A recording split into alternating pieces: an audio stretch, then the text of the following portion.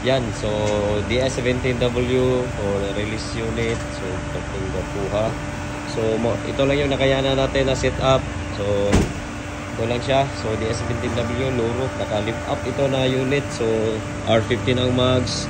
Yan lang yung setup niya at yung nakayanan natin na gawa. So hindi man totally 100% yung painting kasi backyard lang yung setup natin.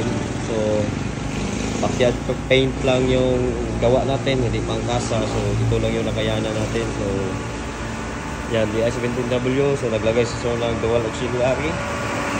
Yan, dual auxiliary. At saka yan, Rongel Japan Surplus plug. So check natin yung loob. Yan. So naglagay ng lights, side mirror lights, DRL. So ito yung interior niya, black yung concept ng dashboard.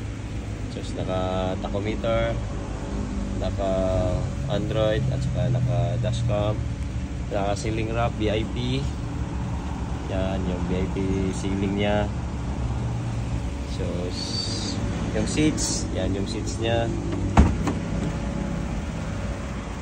Yung naka floor matting. Yan, ito yung seats niya.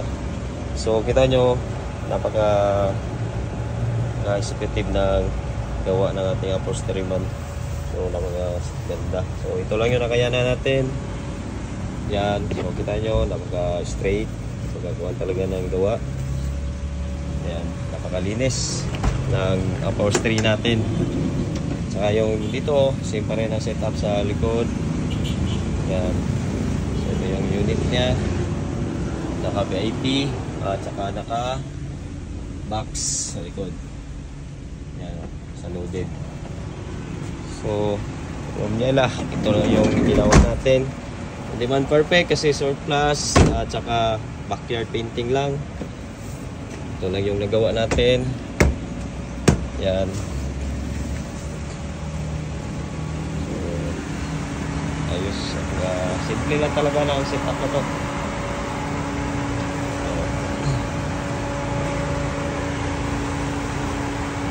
Luro.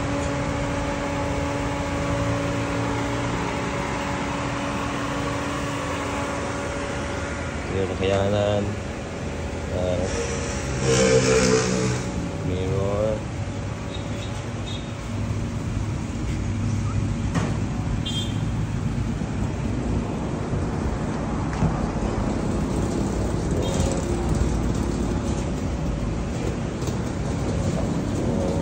Type na yung kanya sa yung painting. So pantay.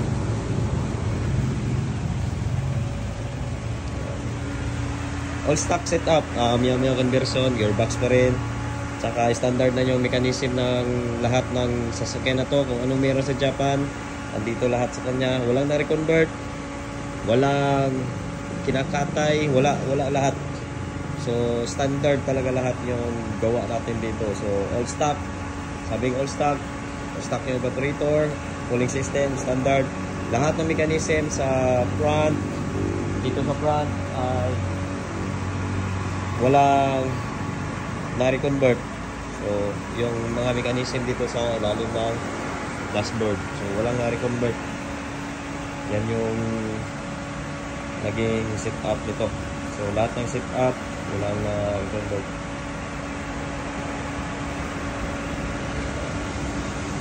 Ayos.